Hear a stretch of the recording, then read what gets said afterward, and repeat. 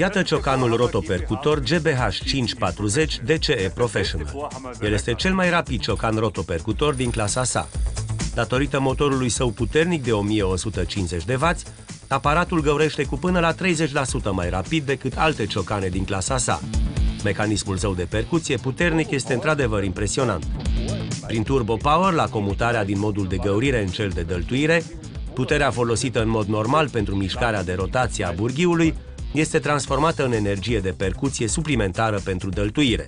Cu sistemul SDS Max Comfort puteți schimba manual accesoriul în numai câteva secunde, iar prin sistemul de amortizare a vibrațiilor Bosch Vibration Control, lucrul devine mai plăcut, mai ales în cazul utilizărilor de lungă durată. Convingeți-vă singur de performanțele celui mai rapid ciocan rotopercutor cu sistem Vibration Control, GBH 540 DCE Professional.